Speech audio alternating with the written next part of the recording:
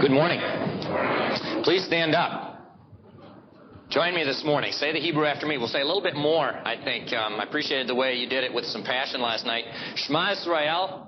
Adonai Eloheinu. Adonai Echad. Ve'ahavta et Adonai Elohecha. B'chol levavcha. Uv'chol nafshecha. Uv'chol me'odecha. Now join me in the English. Hear, O Israel, the Lord is our God, the Lord alone. Love the Lord your God with all your heart, with all your soul, with all your might. Amen. Say these words after me. If I say, I will not mention him again, or speak in his name, his word becomes a fire in my chest. I am weary of keeping it in. Indeed, I cannot. These are the very words of God. Amen. Please sit down.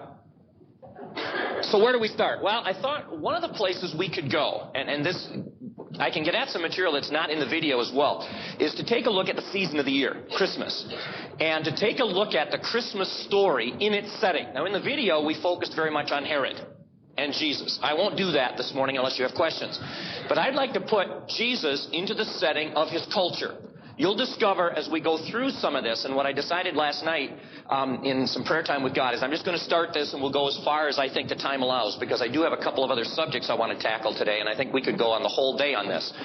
This will open up almost the entire Bible. Almost the entire Bible is in the picture that is Christmas.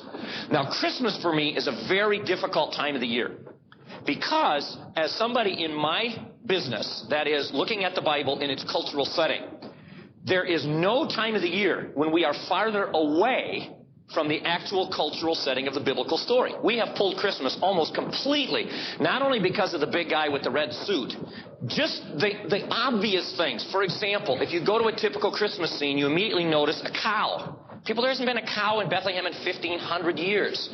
There aren't any cows there. And they say, well, so what? It's no big deal. I agree. But if someone is so lacking in the knowledge of the setting of Christmas that you would put a cow in the manger scene, then it's very likely there are other cultural details that you will miss as well. And I'm suggesting Christmas always illustrates to me how far we are from our Jewish roots. And that's always a struggle, because how do you change it? Well, you don't. What you do is you try and see other things in the story. Anyway, let's take a look at the Christmas story in its setting. Place, time, people. The Bible says when the time had fully come, God sent his son. And time there doesn't only mean at a certain date, it means when everything was ready, including the people, the culture, and the place. So let's put Christmas in its setting. Assume that the Bible is inspired and accurate, and that when it says Jesus was born in Bethlehem of Judea, it's correct. Not everybody agrees with that, by the way. So there is a Bethlehem in Galilee, and there are some people who think that Luke got his Bethlehem of Judea mixed up with Bethlehem of Galilee. I don't see any reason to do that, but you might want to know that. But I'm assuming it's the Bethlehem of Judea, the Bethlehem of David, because that's what the Bible says, and that's where I go. Now, Bethlehem today is a big modern city, about 60,000 people. So it's pretty tough to get a Christmas experience in Bethlehem other than to say you've been there. They'll take you to this church. Maybe some of you have been there. Church of the Nativity. You go in the door. It's a big, beautiful church. You go in the front. They take you down to a cave underneath, which probably was a stable back then, and could even be the place where Jesus was born. It's attested very, very early. But I'm fairly certain when Jesus was born, it didn't look anything like this. So I'm not knocking it. I'm not making fun of it, although that I think maybe is a little bit funny. I think what I'm trying to say is I want to know what was it like when he was born. So what do you do? Well, what I've done is to select a small village on the outskirts of Bethlehem. Doesn't even have a name. This is about the size of Bethlehem when Jesus was born. It's about 2.5 miles away. And it looks very much like Bethlehem must have looked when Jesus was born.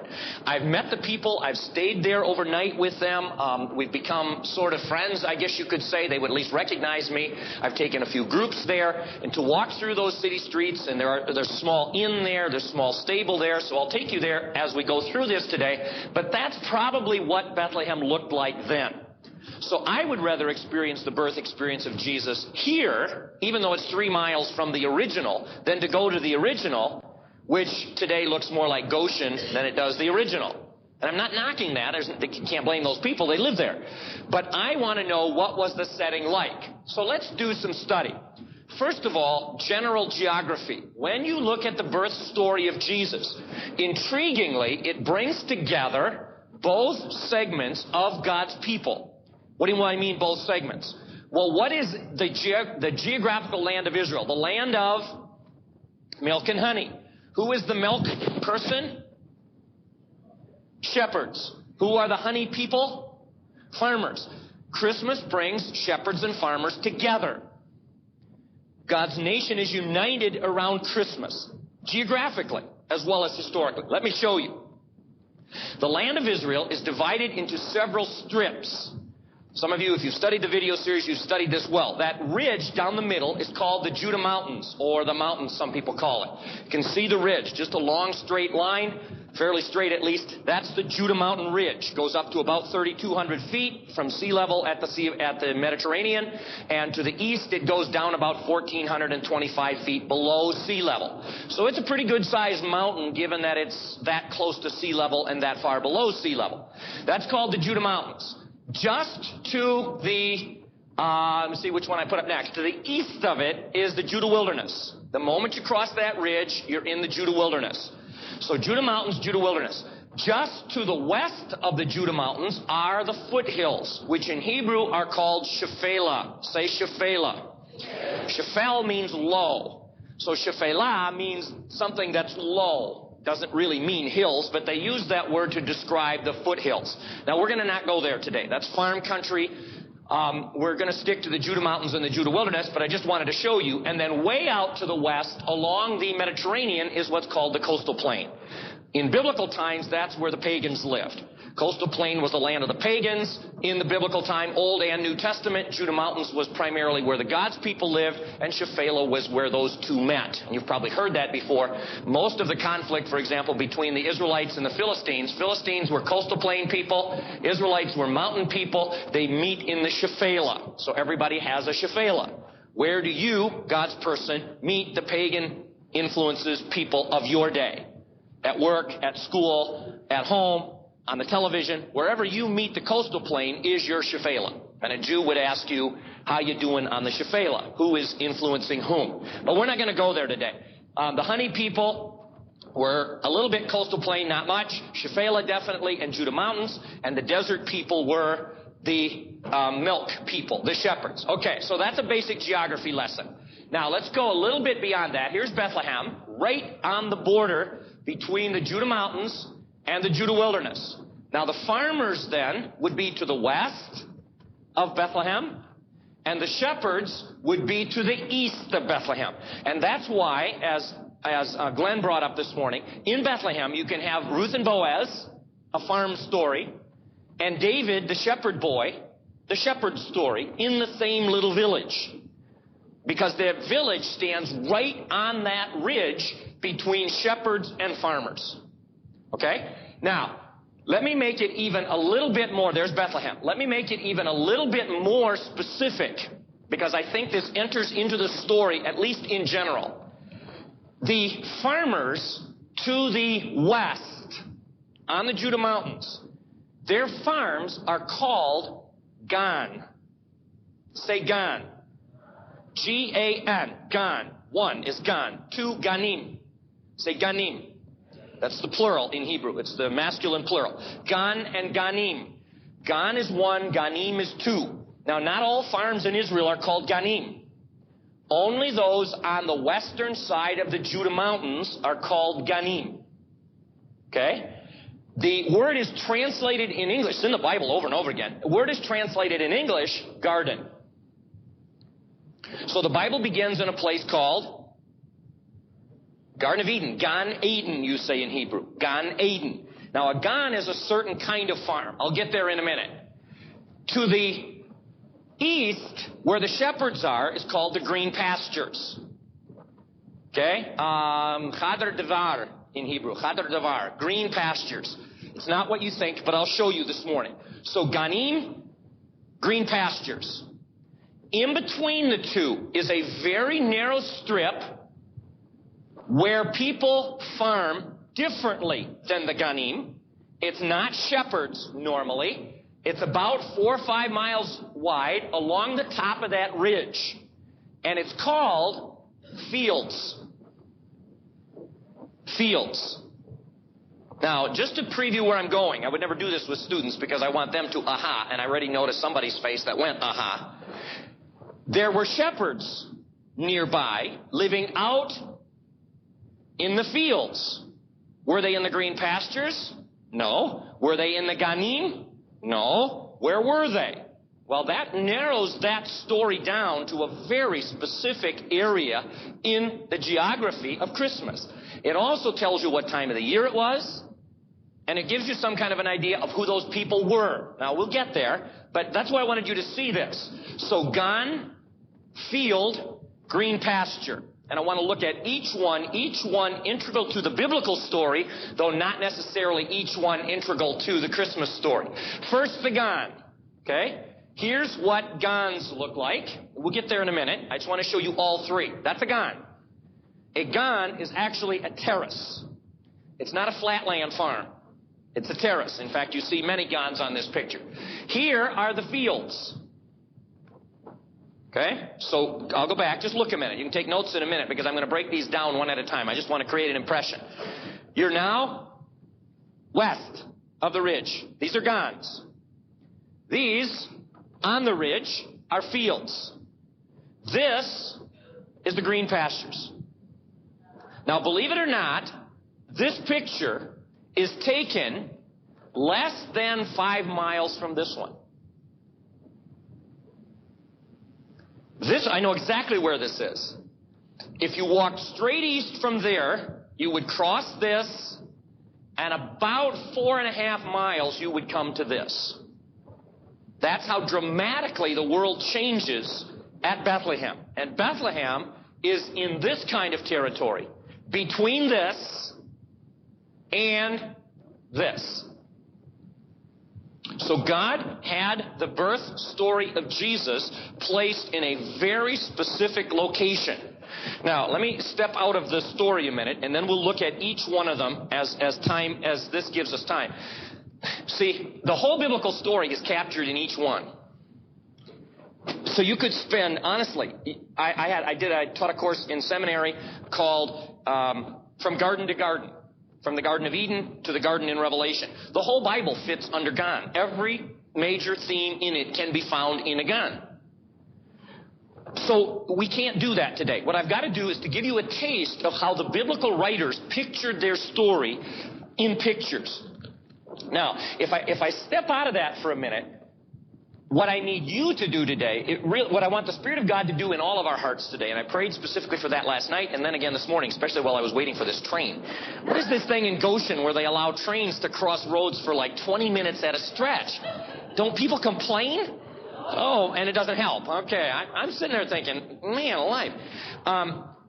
What I prayed is that two things would happen. One, that there would be bits and pieces of God's Word that would touch each one of us at the point of need. The Bible has a way of doing that. But two, I want you to think over and over again, method. What happens when you see the pictures in the Bible? Because you can do this. I know you feel inadequate if you've never done it before because your pictures are a bit limited. So are mine compared to the real experts. The more pictures you build, the more often you see things. I thought Glenn's devotion was a perfect example this morning. Bethlehem is the house of food. What happens when there's a famine in the house of food? So even in the house of food, you need God. He says, come back to the desert with me, because just because you think you have your freezer and fridge full of food, you don't have what you need. You need me. So there can be a famine in Goshen, Indiana. Don't kid yourself. And we could all be... So she goes away, and she says, I'm now bitter. Well, what is the antidote to bitterness? Honey. Very good. See, now you see what happens when you just take some very simple pictures and you draw them? Anyway, that's the second prayer today. That you would come away saying, you know what, I'm going to pay more attention to the biblical pictures than I have in the past. So I hope that method comes out as well. So let's start with Gan. It's about in this area right here. Okay. These are Gans. The hillsides in Judea mountains are made of limestone. The mountains are made of limestone. Limestone is in layers, and the layers are unusually thick. You guys are famous for your Indiana limestone. But if you buy Indiana limestone, it's very rare to find a layer of limestone more than about 20 inches thick. Here, the layers of limestone are often 6 to 8 feet thick, which makes the steps on the side of the hill quite large. So over time, the inhabitants of the land built walls on the front of those flat limestone layers or shelves, and each one of those little terraced areas is called a gan. So on this picture, you see, I would guess 30, I never counted, gans. Now, each family has a gan. So pick one. Pick a nice one. That's your farm. Now compare that to Indiana farming. The typical farm of the Judean is not any bigger than this set of pews on this side of the church auditorium. That would be an average size gan. If you're really rich, maybe you've got one as big as this church. I don't know that I've ever seen one bigger than that. And that is your farm. Now, people right away ask, well, how do they make a living on such a small place? You don't farm to make a living. Farming is to put certain food on your table. And I'll show you what food is raised there. But you're going to have to do other things. You're probably going to have some sheep somewhere. You're probably going to have some trade. Maybe you work with leather, or you cut stone, or you make pottery. It's a subsistence lifestyle.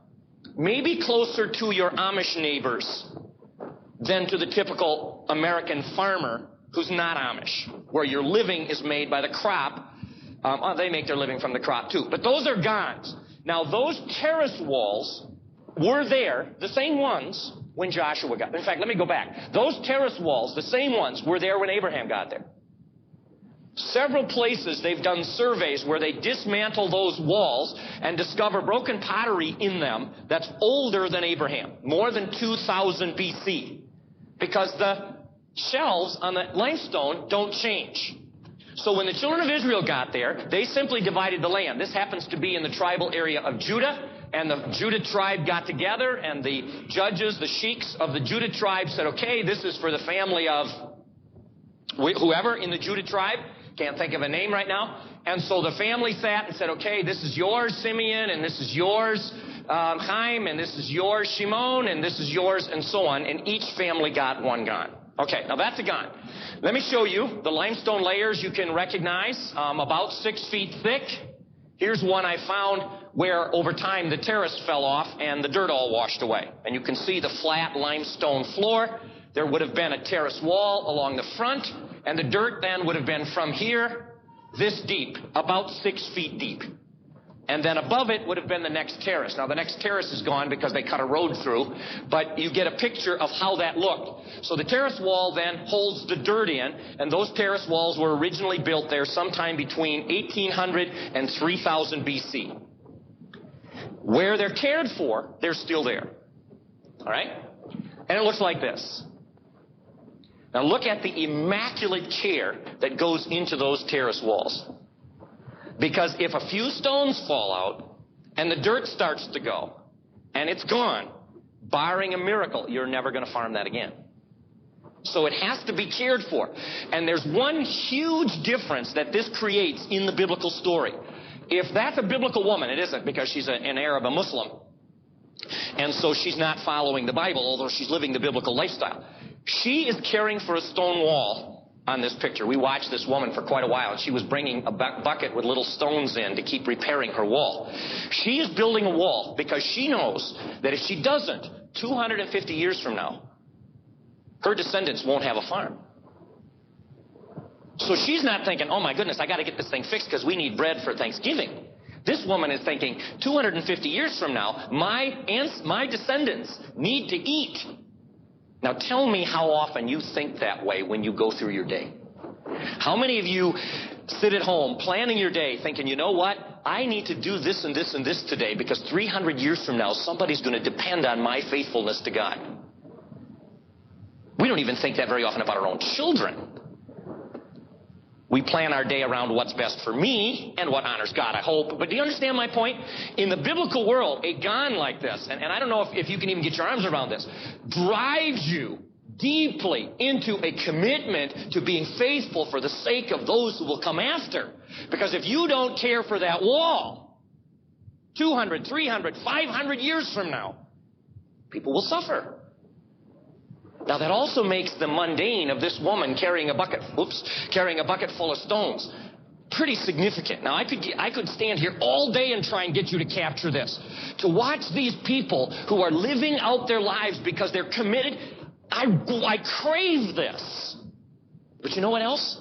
Every time that woman tucks a little stone in the wall, she knows the reason she's going to harvest grapes off those vines is because 500 years ago, one of her ancestors took care of that wall. And there's a deep commitment to the past, which we also don't have very much of in Western culture. We're individualists. It's me, my kids, and my grandkids, and maybe my parents if they're still living, or grandparents. And that's about as far as it goes. Yeah? So I wanted you to see that, first of all, what Gons do is they drive people to live, not for me, but for those who come after, in deep respect and honor for those who came before. Green pastures. Let's go about 4 miles away, outside of Bethlehem, to the green pastures. Now, if you look, you see the Dead Sea from Bethlehem. And that surprises people, did me. Because you look at a map, you think that's miles and miles away. I'm 3 miles from Bethlehem. Remember this little village? 3 miles from Bethlehem. The Dead Sea is about 12 miles as the crow flies from here. So the Dead Sea is about 15 miles from Bethlehem. In that 15 miles, you get to the green pastures. And that's where the shepherds live. Now, just a few things about it. Notice sheep and goats. Always in a flock you have sheep and goats. And that, of course, enters directly into the biblical story. Because sheep and goats becomes a metaphor for Jesus. If you want to know why, watch the sheep on the move, the flock on the move. In the Middle East, I have never, ever seen them drive sheep. You always lead sheep. So the shepherd here isn't even on this photo. She's off over here. And the flock follows her voice. Jesus said, "My sheep hear my voice, they know my voice, and they follow me." Don't call God your shepherd, Akiva said, if you're following someone else. Because whoever you follow is your shepherd. The shepherds in the culture, if there are men, they're sitting in the shade supervising.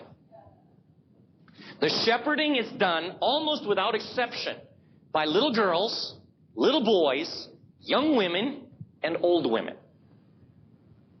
I have never seen in that culture an adult male shepherding sheep. In the Bedouin culture.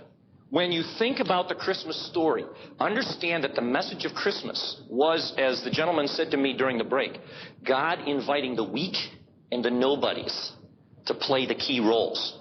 Herod gets shut out. The priests get shut out.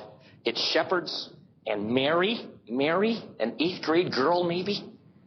Joseph, this unknown carpenter, this unknown builder God is saying the salvation of the universe is going to come through the instrument.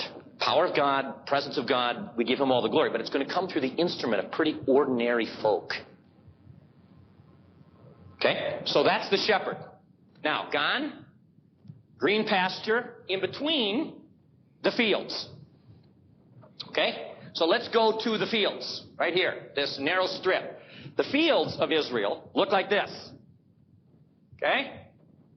Over on the left, the town, you notice nobody lives in their field. Here's another one, I think.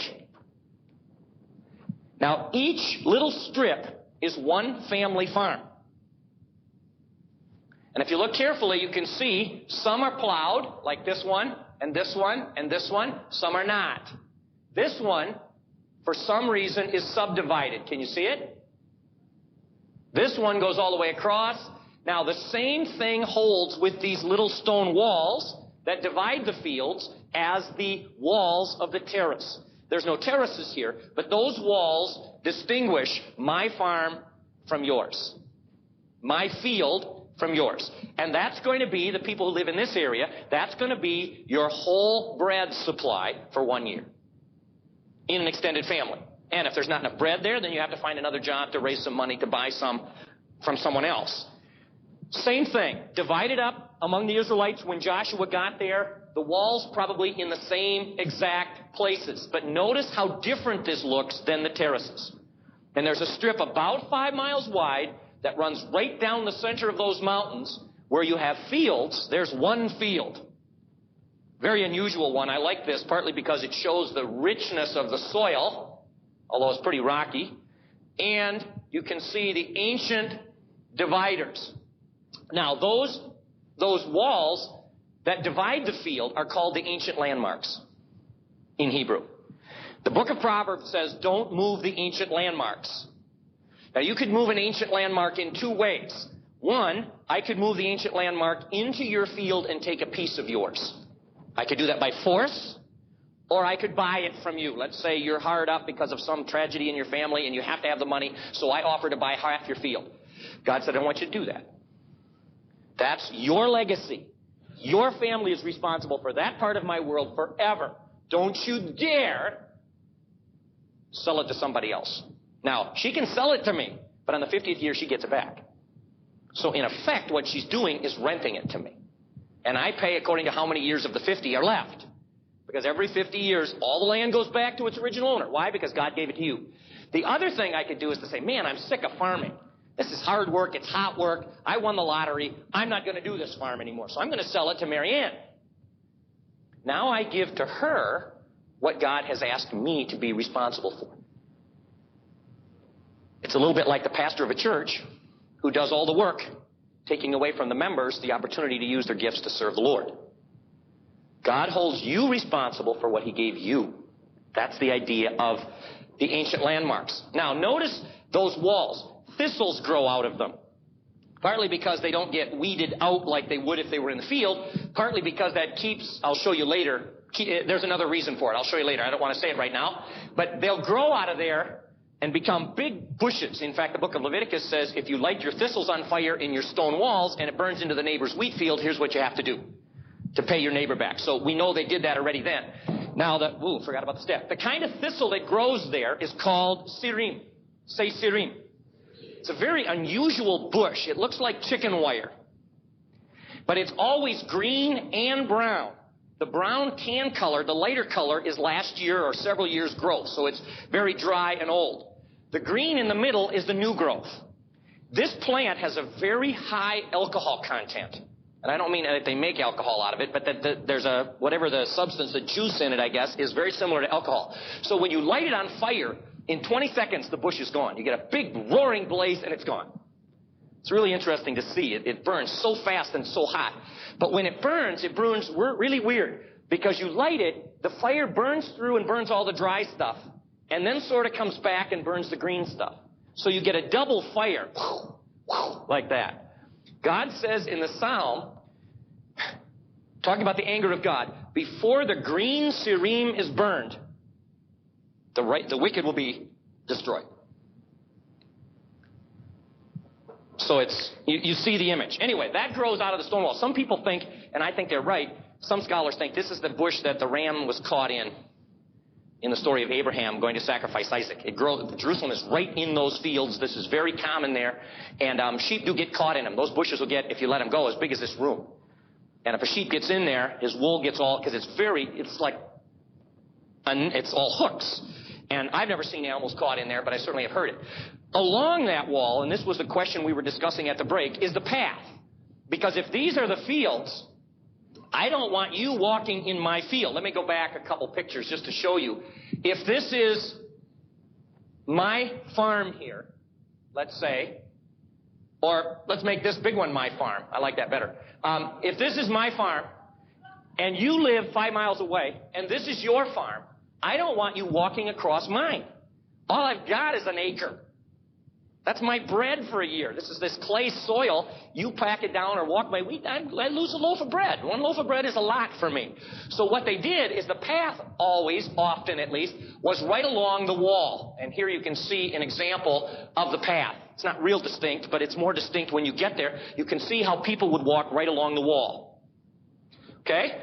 So, let me see once here. Let me go back one to this one. Okay, I can't see the path, but imagine it's there. A sower went out to sow. Some of the seed fell on the rocks. Some of the seed fell among the thorns. Some of the seed fell on the path, and some of the seed fell. There's the parable. Anyway, okay, let's move closer to Christmas. Let's talk a little bit about time. In Israel, they have an agricultural calendar which follows the rain. Okay, so go with me. The rain comes right now.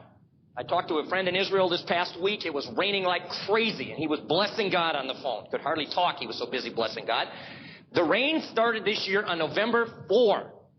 That was their first rain since April 1. And it had not rained much in March this year. So really, you could say it's their first rain since March 1 of any quantity. So the agricultural calendar starts with the early rain. When the early rain comes, it softens the clay soil. And after about 4 rainy weeks, 4 to 6, at least so they pray, now the farmer waits for the field to dry up a bit, and then it's plowed in December. It's raining pretty late right now. They're hoping that it will dry so the farmer can plow. I was going to tell you about plows, but we'll do it another time. A lot of it is still done with animals for obvious reasons. The fields are so small and so rocky, it just doesn't pay to have equipment. So you see very much the biblical image of the plow. Anyway, and then it's planted somewhere around the middle of December, hopefully. The rain tails off from about December 1 to about the middle of January. You don't get a lot of rain during that time. And then you get the late rains from late January to mid-February on into March. And the harvest, the crop comes up in all those fields. Now, in late March, you get the first ripe barley. That's the first crop to ripen in late March. And again, realize when I say late March, some years may be mid-March, some years may not happen till April. And that becomes the basis of the Jewish religious calendar. Now, I thought about doing a lengthy teaching on this today, but I decided not to. Maybe you can invite me back someday and we'll do the whole teaching. But let's do an outline. What are the Jewish holidays in the Bible? Put it this way. What are God's holidays? What's the first holiday God instituted? Passover. Very good. The first one is Passover. Passover comes right as the barley begins to head out. You'd be hard-pressed to find any ripe barley at Passover, but that's what marks the beginning of the Passover month, is the heading of the barley. What's the second holiday? That's the third one. First fruits is the third one. What's in between Passover and first fruits?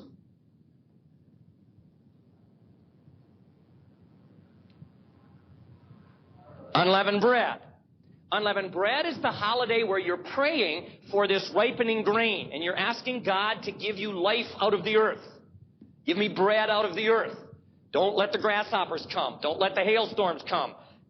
It's like we used to have in our denomination a spring prayer day every year for the farmers, for the crops. It's sort of like that, except the crops are partly up already. And then the third feast is first fruit, where you bring the first barley heads. Most often you can't find any ripe ones, so you bring the first barley heads to say, God, this is all I got. If the grasshoppers come, if the hailstorm comes, I'm going to lose the rest, but I'll give you what I got. Now, what happened to Jesus on Passover? He died. What happened to Jesus on unleavened bread? He was buried. What happened to Jesus on first fruits? He was raised. Now think about that for a moment. That's, again, if you think that's a coincidence, you have a different God than I do. That's pretty amazing stuff. And only once out of 9 years do those 3 holidays fall 1, 2, 3 days in a row.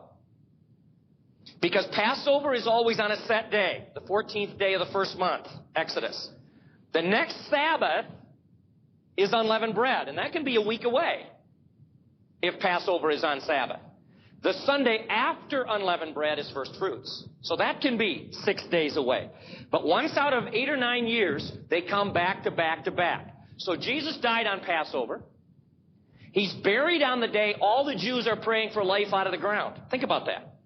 Every religious Jew in the world was praying, God, give us life out of the earth at the moment Jesus was being buried. And he's the one who taught, unless a grain of wheat fall into the ground and die, it cannot come back to life. Jesus died, buried, and raised. In June comes the wheat harvest, about our time of harvest, a little bit earlier.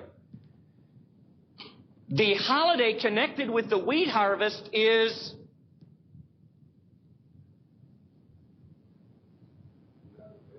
unleavened bread is barley.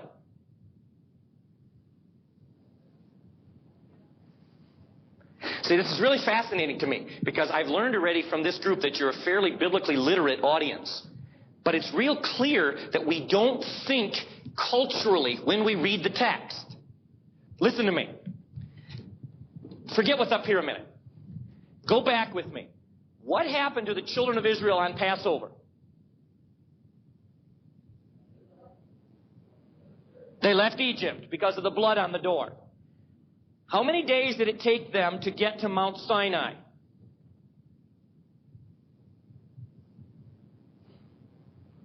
40. Okay? Try it again. What happened to the children of Israel on Passover? How many days did it take them to get to Mount Sinai? And then what did Moses do? Went up to God.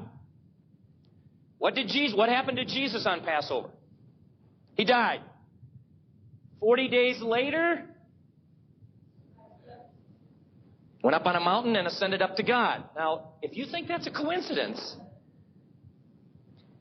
what happened 10 days later to the children of Israel? Pentecost. Pentecost is the wheat harvest. Shavuot in Hebrew. Shavuot means weeks, 7 weeks. Pentecost means 50 days. So Pentecost is the wheat harvest. But what else happened on Pentecost?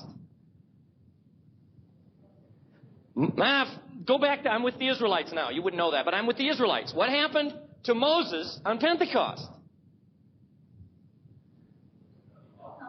With what? So the 10 Commandments come on Pentecost. Now, why would God give the 10 Commandments on the wheat harvest holiday? Well, you know this. Your rabbi taught you. Because man shall not live by bread alone. So on the holiday of bread, I'm going to give you Torah. Because you shall not live by bread alone. Now think about that. Same day, the wheat harvest. Now when Moses came down with the law, Torah, what did he find? Golden calf. So what did he do? Well, he went back up. But before he went back up, he punished them. They ground up the tablets, put it in the golden calf, put it in the water. Then he sent the Levites out to execute the leadership that had led the Israelites into this horrible thing. How many people were executed? 3,000. Now come with me. What happens to Jesus on Passover? He died. 40 days later, ascended to heaven. 10 days later, Pentecost. What comes down? And how many people believe?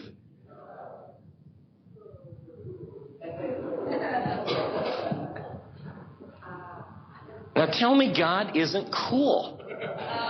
I mean, that was 1,300 years earlier when that was arranged. Not only that, but now go with me. The Holy Spirit comes down. 3,000 people believe. What are those 3,000 people? Picture. The harvest. The fields are golden to the harvest, Jesus said. So what day does the harvest of people begin? on the day that celebrates the harvest. Now, if you want to see another cool thing, who is the harvest? We are, ordinary people. And what grain? Now, wheat is the rich man's grain. It's not as hardy as barley, but it makes much better bread because it's not so gritty. Who's the rich man's grain? We are. Who's the barley? The poor man's bread. Come on, who was raised on the barley harvest? Who died on the barley harvest? Jesus. He's the poor man's bread. You and I get to be, it's unbelievable. It's backwards of what I would expect. But those 3,000 people are pretty amazing. What is Rosh Hashanah? Rosh Hashanah is the day that the trumpet blows to announce that the judgment is coming. So what's next? Second coming. What day will it be? I don't know. And then Yom Kippur is the judgment day. The day God decides whose name goes in the book of life, according to the book of Exodus. So I argue that at very least the church ought to be remembering Yom Kippur and Rosh Hashanah because those two events haven't yet been finalized. Even if you argue we don't have to do Passover, unleavened bread, first fruits, and Shavuot because they were fulfilled in Jesus' work. I think we should hold them yet to celebrate what he did, but that's another story. The seventh feast is Sukkot. Now, Sukkot comes in the fall. There's a fall harvest of the Gan. You should know that. The Gan harvest is in the fall. Grapes and olives, figs go all year, from early to late. So you can find figs in March, you can find figs in October, depending on the kind of fig. Not many in March and not many in October, but grapes and olives are harvested in the fall. So there is a fall festival connected with grapes and harvest, the grapes and olives, called Sukkot. That happens usually late September, early October. This year I was in Israel on October 10, and it was the end of Sukkot. By the way, every time I do that, it's like, oh man, take my watch off. I had a guy come up to me. I did a seminar in Hickory, and he came up to me at the first break and said, I want your watch. So I gave him my watch. So I went the rest of the day. I had no idea what time it was. No, but I do want to honor the people who are preparing lunch. It's not fair to them either.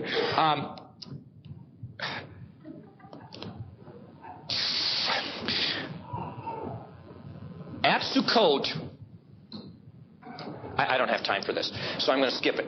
Let me go back to Passover a minute. I know I seem disorganized. That's because I'm very disorganized. Let me go back to Pentecost, okay? In the description of Pentecost, in Leviticus 23, there's a paragraph. You look it up. And the paragraph talks about what to do on Pentecost. A whole bunch of stuff. And then there's a sentence that clearly the translators didn't know where to put it because it doesn't seem to fit. The sentence says, don't cut the corners of your field, leave them for the poor. Remember that sentence? Now, when you had fields like this one, you would leave the corners uncut for the poor. Now, a couple quick comments about that. One, that was their welfare system. And it was not a disgrace to be poor and going to cut the corners of the field. Because the reason this guy has a field and you don't is because God has blessed him and chosen not to give you the same blessing. There's no disgrace in that. So you've had a bad year. He's had a good year. Is that his fault? No. God blesses him and not him this year. So you go with dignity, but you got to do the work. There's no handouts. You've got to go and harvest the grain. But what I like about it is everybody in the world knew how generous you were. So I'm walking with my grandson, and my grandson says, Grandpa, look at this little corner. It's about 6 inches square. This guy left only 6 inches. How come his corner is so little? He's not very generous. Grandpa, look at this corner. It's huge. It's a third of the field. How come this family left their... They're very generous. And your generosity toward the poor was very public. Jesus says when you give your gifts, don't let your right hand know what your left hand is doing. And he's teaching, don't make a show of it. But generosity was a very public thing. Now, why would the command, don't cut the corners of your field, be given in connection with Pentecost? Well, that's the harvest. But the rabbi said, why did God want that? And the answer was, you go to Pentecost to thank God for the harvest. It would be blasphemy to say, God, thank you so much for all of this, and I don't have any for her, and she needs some. What kind of blasphemy is that? If you went to church on Thanksgiving to thank God for everything he gave you, and on the way home there's a homeless person, and you didn't have anything for him or her, what kind of blasphemy is it to say thank you to God and have nothing to share? The rabbi said God wouldn't accept one word of thank you if that was your attitude. So the proof that you're thankful to God is that you have some for those who don't have any. Now, my rabbi friends tell me if the Pentecost story in Acts 2 is built on the biblical Pentecost, if it's rooted in the Jewish Pentecost, what is the proof that it's a real, authentic Pentecost? You care for the poor. Now go to Acts 2. How does the story end? And the believers had all things in common and gave to each as he had a need. Isn't that interesting? How the Acts 2 story ends with uncut corners. People debate, what are the gifts of the Spirit? What is the fruit of the Spirit? We can talk all about love, joy, peace, patience, prophecy, and tongues. That first mark of being possessed by the Spirit is generosity for the poor. And I don't care how many tongues you speak in, or how many prophecies you make, or how many fruit you have. If you or I have no concern for the poor, I would argue that's not a fulfilled Pentecost. Anyway, so Sukkot then comes in the fall after Rosh Hashanah and Yom Kippur, and that's the fall holiday. Now, we've got to move on, because I do want to get to Christmas by lunch. All right, so that's the calendar, and believe it or not, it is related to Christmas. I just haven't had a chance to get there yet. Here's the harvest. So the harvest is happening now about the time of Pentecost in June. It's done by hand, and notice each family has their own field. This is the ancient instrument for cutting grain. Do you recognize it? It's a jawbone. Guess of what?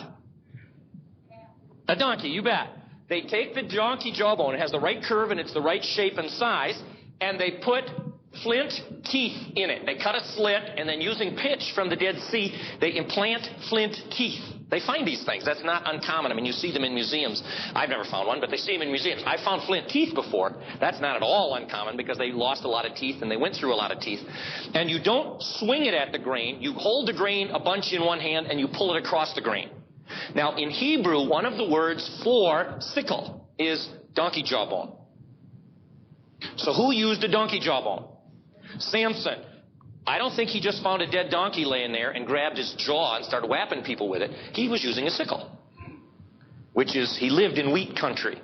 So that's what they cut with. And then you would recognize that, especially living where Amish folks still do some of the work around here in a similar way. You put them in bundles, then in shocks, and then they carry the shocks and make piles, and eventually, today they almost always go mechanical at this point.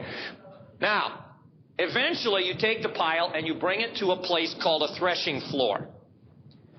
And on the threshing floor, you spread, here's a threshing floor near Bethlehem, you spread the grain out, and then they take a sled.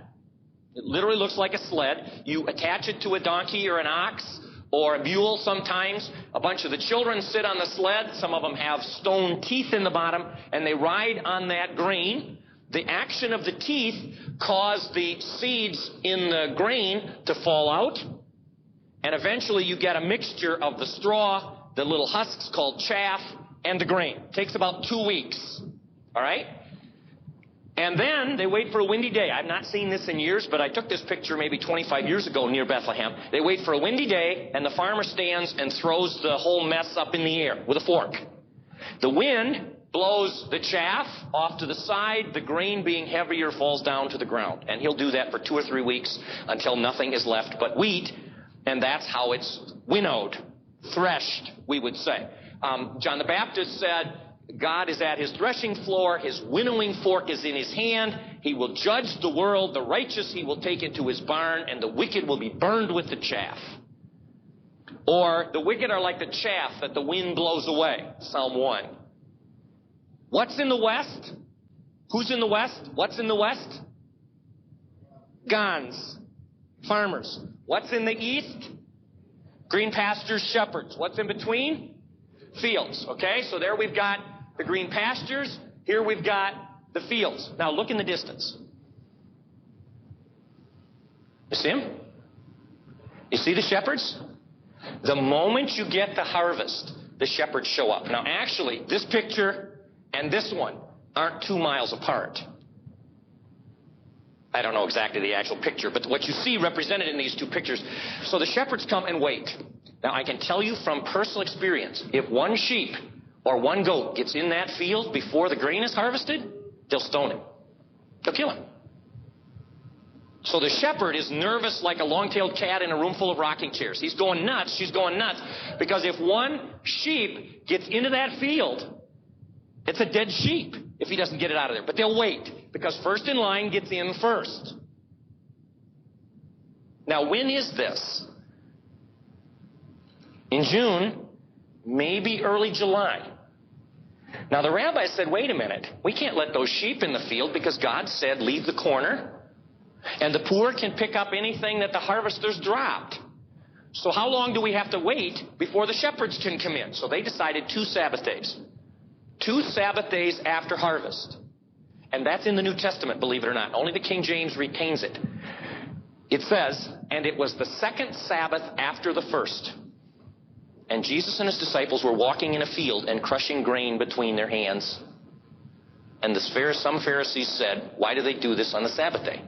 So we know exactly what time of the year was because it was the 2nd Sabbath. It was the last day that gleaning was, well, you could glean longer, but it was the last day before the sheep could come in. So in June, the sheep come in, and now the fields will look like this. Look at it. Every field covered. The sheep leave deposits, which blesses the farmer, and they eat everything that's left, so that within a short time, I forgot why I did this, to be honest. That was pretty stupid. Within a short time, look, that's what those fields look like. That will be within a month. Now notice what's happened. Here, the shepherds, who are nomads, have actually moved into and are living in the fields. Now tell me when this could happen. It's July 1, let's say, maybe a little earlier. And when do they have to get out? When the rainy season starts, which is so. If there were shepherds living in the fields, when is Christmas? July 1 to November 1, give or take a little. Now, how did we end up with December 25? There was an emperor, Constantine, who became a Christian. His father thought of himself as the Son of God. He called himself the son of Mithra, incarnate. His birthday, the birthday of this God, this so-called God, was December 25. When Constantine became a Christian, he had a big problem with the whole country celebrating his father's birthday as God on December 25. So what to do? Well, he didn't want to dishonor his father, apparently, although there's no record of that. So what he did was he simply put Jesus' birth on the same day as his father's birthday, even though no one argued that's the day Jesus was born.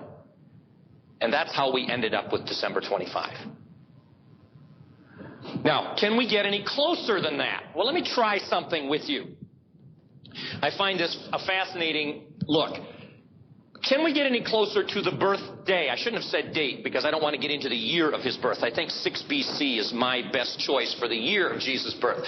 But let's talk about the time of the year. Well, the fields would argue July 1 to November 1, give or take a little. So December is going to be too late. Is there anything else The answer is there at least is a clue. Go with me. All right? Here's a model of the temple in Jerusalem. It covered an area of about 40 acres. The building itself of the temple stood here. Oops. The building itself stood here. Inside was 90 feet by 30 feet. At that time, there were 24,000 priests. Now, what do you do with 24,000 priests in a 40-acre compound where the church itself is smaller than this one? They're overstaffed. Clearly. So what they did was, about 400 BC already, they divided up the priests according to the 24 priestly families, listed both in Chronicles and in Ezra and Nehemiah. They gave them each the name of the ancestor of the family mentioned in Chronicles. So now there are 24 groups of priests. They called them brigades. Or in English, somehow we ended up with the word course, and I have no idea how that word came in to common usage, because we don't use it that way in other things. But it's called the course of, and there are 24. Each one of those 24 served for 2 weeks, about 1,000 priests each. And on the other 4 weeks, Passover and Pentecost, only the chief priests did the ministry. So a typical priest only served 2 weeks a year. We know, that much we know both from the Bible and from history. Somebody's harassing the pastor here. I don't know if they're suggesting that he's overworked or that he still does the same. No, just kidding. You work 2 weeks a year. Now, the rest of the time you go home, you aren't paid for that. You have to earn a living some other way. So a priest only was a priest for 2 weeks a year in terms of his official duties. Now, we know that from the Bible, we know that there were groups. Not all of what I gave you is in the Bible, but there's enough of that in the Bible to know that that is biblically supported. In Jewish records are the times of the year that each one of those groups was working. The course of Abijah served the end of May, the 1st of June. Again, now it rotates a little bit because of a different calendar. So Abijah's brigade is the end of May, the 1st of June. So what? Where am I going with this? Thank you. Zechariah was of the course of Abijah. So when the angel appeared to Zechariah in the temple, when was it, if Jewish history is accurate? May and June. Late May, early June. That's pretty secure as far as history goes. It's not inspired, but it's pretty secure. The angel says, your wife is going to have a baby. And Zechariah says, I think that's good. Have you looked at her lately? And the angel says, hey, no chutzpah, no talk. You won't speak again until you get home. Until you name the baby on the 8th day. The next significant thing you're going to do is to give him a name to live up to. I love that. Tells you how important that name was. God wanted to let Zechariah speak when he gave the name, because otherwise he wouldn't know the name to give him. Anyway, he doesn't actually speak until he writes the name. I understand that. Now, this next part I love, because it's so God. Do you agree that the miracle of Elizabeth's conception of John the Baptizer is miraculous? She's post-menopause. But did Zechariah and Elizabeth play a role in God's miracle? You don't think Zechariah ran home? This guy's 80 years old. He's waited his whole life for a baby, and the angel comes home and says, your wife's going to have a baby. You think he stopped for coffee on the way home to tell the guys in the coffee shop? Give me a break. I wish I could have been in the house when he came through the door. Poor Elizabeth thought, what on earth is possessing this man? But it's so God. He let that old woman and that old man have a role in his miracle. It's all God. It's all grace. It's all gift. But it's God saying, I'll use your passion, literally in this case, to become a part of my plan. Now, the text then says, soon after. And if you could read Greek, you'd chuckle, because literally the Greek means at once Elizabeth was pregnant. Which again supports my idea that he ran home. It's a good thing they didn't have a cell phone because he would have had her meet him somewhere part way. But anyway, soon after Elizabeth was pregnant. So let's do a little speculation. When do you think soon after was? Can we agree that it probably was in June? Because soon after, and he's in the temple late May, early June. With me? Now the angel appears. That would mean, by the way, I love this too, that John the Baptist was born on Passover. Ever been to a Jewish Passover? I mean, a full Seder? Who do they leave an empty chair for? Elijah. And who is called Elijah in the New Testament?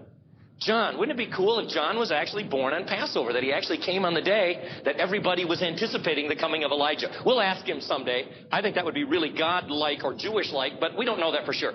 But now the angel appears to Mary. Now, where am I going with this? When the angel came to Mary, how pregnant was Elizabeth? Well, totally, you can't be partly pregnant, but how many months pregnant was Elizabeth? 6 months. So when does the angel appear to Mary? Late December. Okay? Now, late December means what holiday?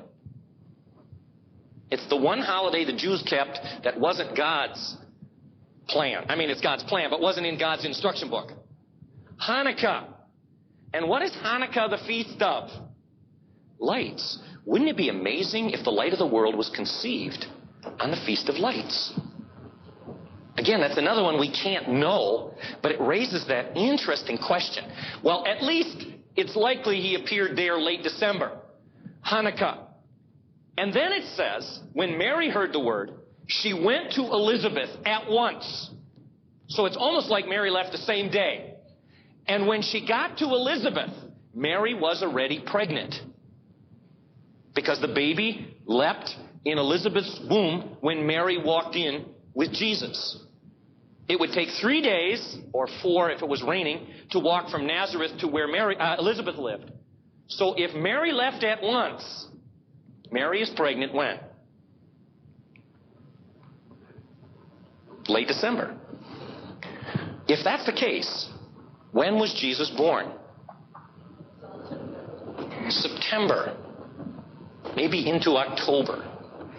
Now, what is in September, October?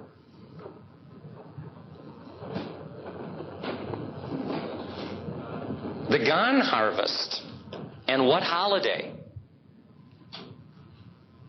Sukkot.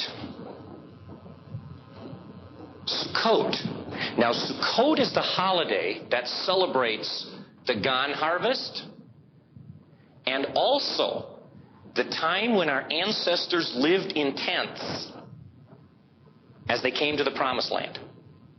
So Jews to this day build a booth, a tent, a tabernacle, a sukkah. By the way, it's unfortunate we use the word tabernacle.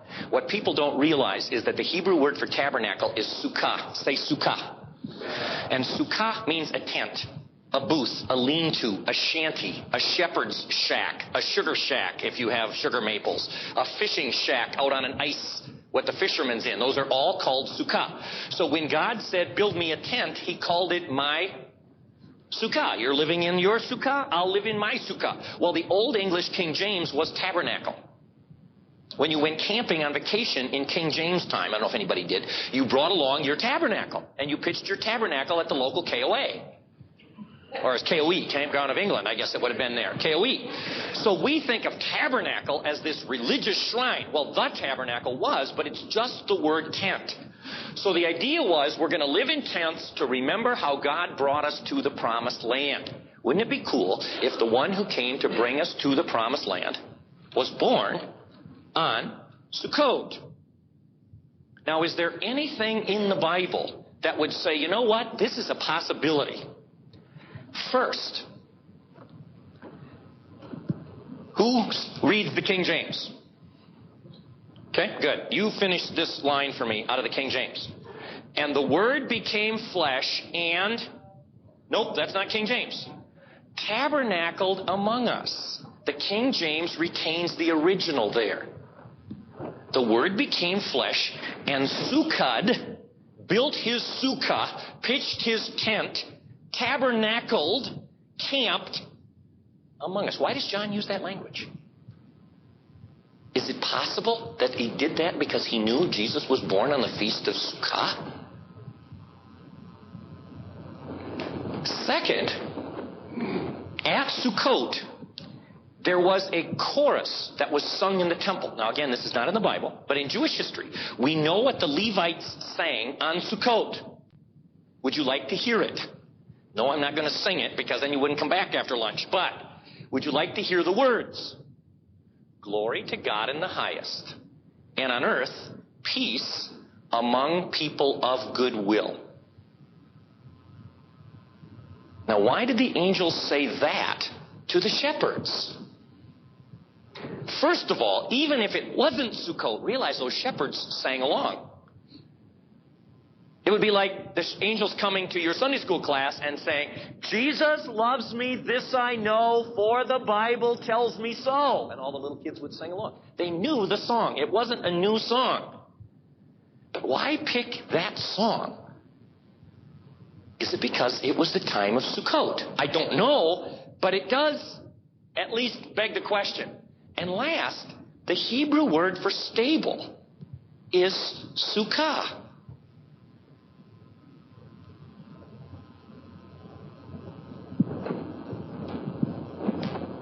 So at least I think it will be something we'll have fun discussing in heaven, but I think it's far more likely Jesus was born on Sukkot than he was born on December 25. What we've done in our family, and I'm not giving this to you for advice at all. Some people like it. Some people think we're totally lost our chutzpah in this case. For years as a young father and my wife as a young mother, we tried to keep Jesus in Christmas. Been there? We quit. You can't. You can't. It's swimming upstream against the Mississippi River in a way. You know, it's like if Joshua has a birthday, we throw a big party for him, we sing happy birthday and congratulate him, and then we go in the other room, leave him, and exchange gifts with each other. It's Joshua's birthday. How do you keep Jesus? Well, you can have programs, you can go to church, you can pray before you open gifts, but tell me that Jesus is really the central figure in some of Christmas, if not most of it. So what we've tried to do is to say, look, let's just forget it. Christmas becomes a happy time for us. We exchange presents. We love each other. We have an empty chair in our living room for Jesus. We bless God. He loves it that we love each other. He's got a big smile on his face when we exchange gifts, but it's not his birthday. His birthday for us is on Sukkot. And we can celebrate the birth of Jesus in late September with no interference. Now, I'm not saying we have no Jesus in Christmas, but we don't make that his birthday.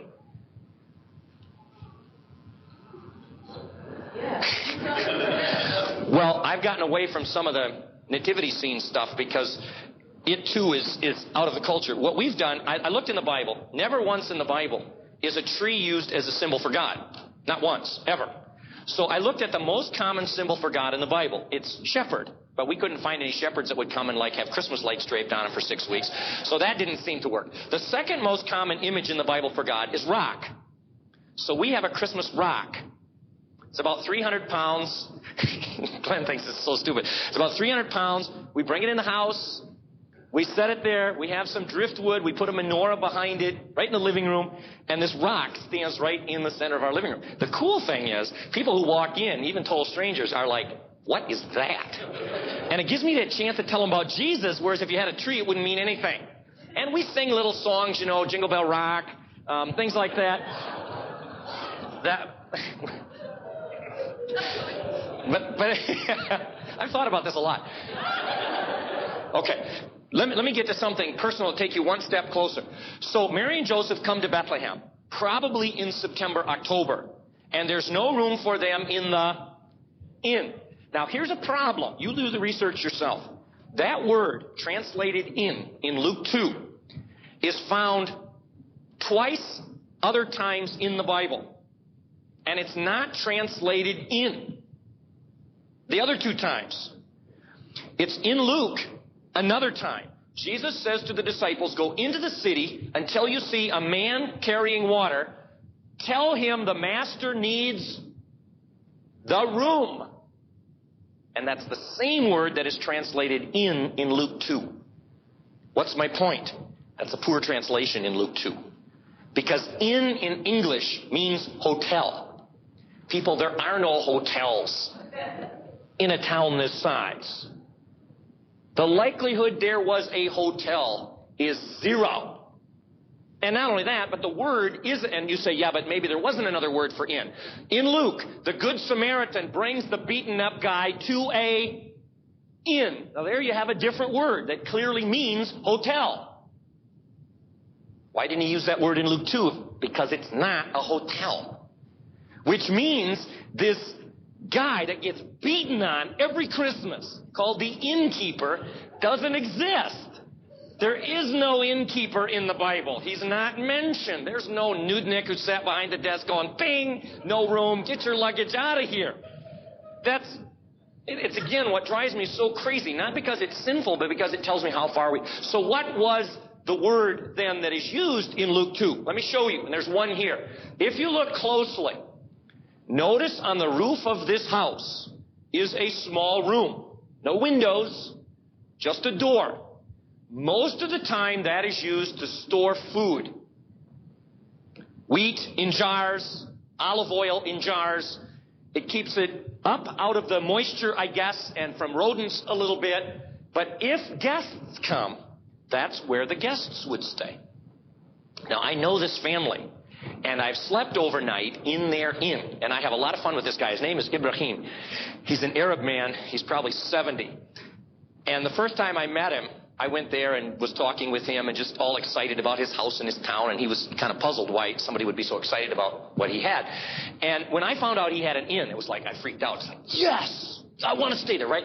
So I said, may I stay in your inn? And he looked at me, got this little twinkle in his eye, and he said, sorry, there's no room in the inn. And he gets the biggest kick out of it every time I go there, saying there's no room in the inn, because he knows the Christmas story.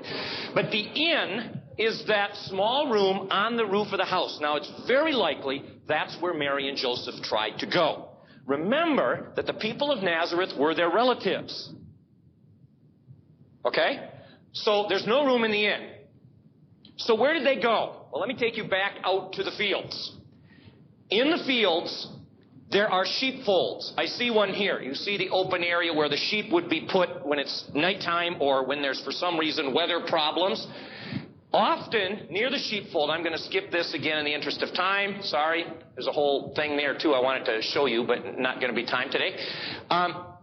Near the sheepfold will be a cave. Now, the cave, like this one, is called in Hebrew, sukkah. It's not the word for cave. It's the word for sheepfold or stable. Sukkah. So if you go inside this opening, it would look like this. The sheep are normally kept outside, but if you had babies, lambs, or kids, or if you had sick sheep, they would be brought inside. Now, inside the cave, in one corner, would be a small enclosure, like this one. Let me take you to a bigger one. I hesitate to do this because this is so much bigger. This one's almost as big as the inside of this church. Not as high, but as big. But here you see that same enclosure. There would be some kind of something to close here, like tree branches or a sheepskin. And inside of that little area would be where the shepherds keep their stuff. Clothes, food, water skin, saddle for a donkey, so that the goats wouldn't eat it. Now that's what a stable looks like. So I'd like to create for you this picture at Christmas. Come with me into the cave. There's 6 inches of soot on the ceiling. They were using this cave when Joshua got here. They still use it today. On the floor, my guess, 6 feet of manure. Cobwebs everywhere. Pigeons nesting all along the back with droppings down the side, 4 inches thick, stuck to the wall. Notice the golden straw You don't bring straw or hay to the sheep in the Middle East. You bring the sheep and the goats to the hay. Listen to me. This is where Jesus was born. 6 feet of manure, no golden straw, cobwebs everywhere.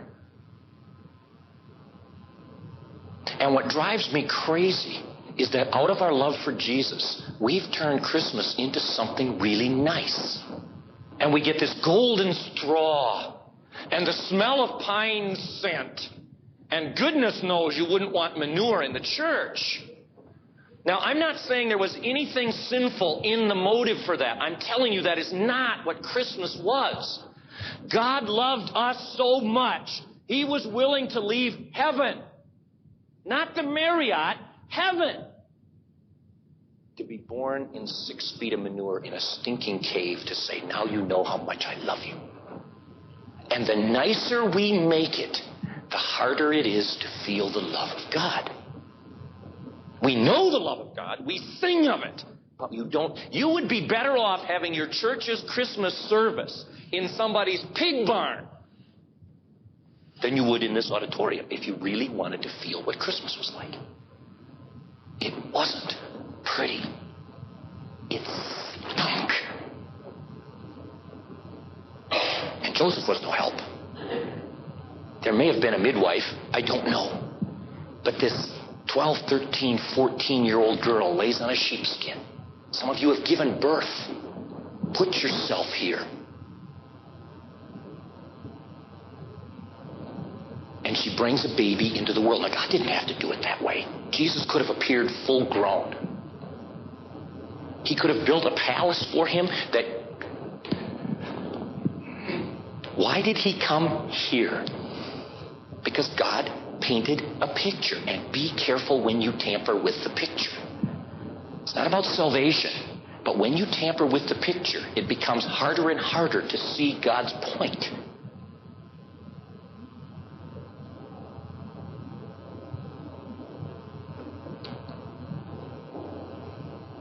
And that's part of why Christmas bothers me so much.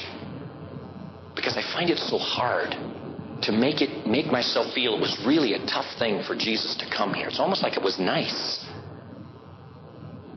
And then he was born, and near every stable is a manger. Notice the crossed wooden legs, the little box.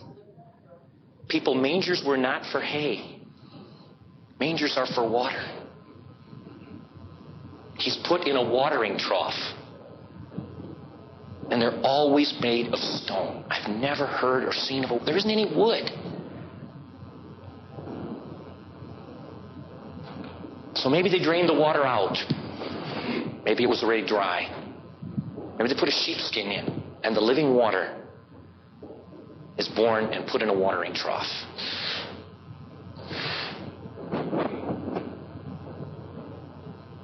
Because God wanted to say, I love you.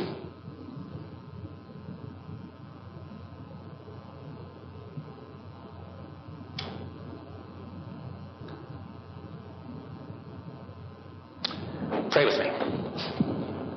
Father God, a walk through time and place.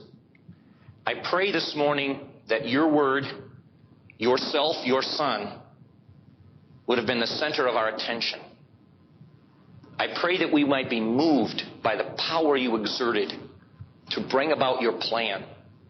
And I pray that the pictures would become as much a part of our experience as the meaning of the words. Thank you that you loved us enough to join us here. In the Messiah's name, amen.